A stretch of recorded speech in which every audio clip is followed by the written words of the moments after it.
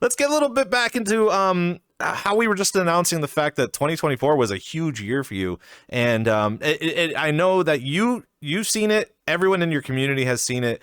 Have you had any time to reflect about last year too? I know during New Year's we kind of sit back and think a little bit about what happened in 2024. Have you done that yet?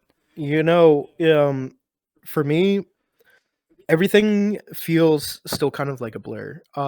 Obviously, biggest achievement for me was landing a booking at Shelter, and um, ever since I was indicted into like this, like or introduced, I should say, into this scene, by my two boys, Pod and Daisuke. I love you guys to death.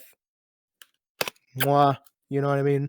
Um, they I remember they were telling me about like the biggest venues, Ghost Club, Loner, Shelter, and um I always thought about it and I would always look at like the Shelter VODs and I would always say like, dang, I barely see any hardcore on there. And I wanted to make that kind of like my goal was to kind of just bring hardcore to the main and just to think like after almost 2 full years of being in the scene, to kind of turn that into a reality. I still can't process it. All like the major places, like all of my bookings. I don't know why people book me. I always like to think of myself as a crowd killer. Gonna say crowd killer. It makes me How so is it? Just happy. like because when I went to see you perform, you had some kind of aggressive visuals, but that kind of goes with the theming of the music and the genre of the music. What were the things that you were thinking about?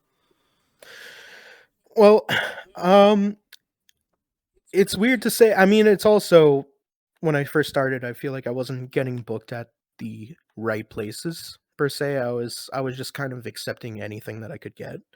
And I remember like whenever I would go up and I would only see a room would start at like 20, 30 people. It'd end with like 5.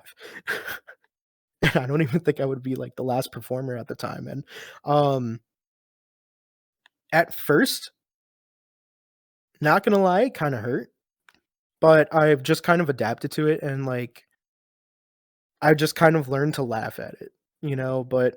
But kind of back onto the topic, it's like 2024 was just huge, and there were so many things that happened, man. It's like, Shelter, Diesel Works, and like um a bunch of these other places, and me launching my own venue, finding a space for other people.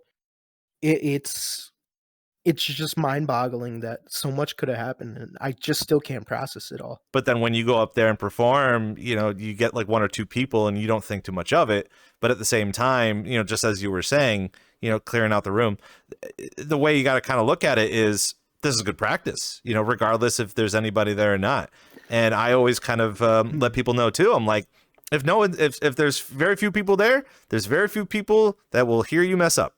I'll tell you, man, even if the way that I look at it now is even if I have just a room with, like, 1 and 2 people, as long as they're vibing, that's all that matters to me. I don't It's always cool to see X amount of people vibe to your stuff. I have seen a full instance of 80 people vibing to, like, my set, i.e. Shelter or Diesel Works even. Um, but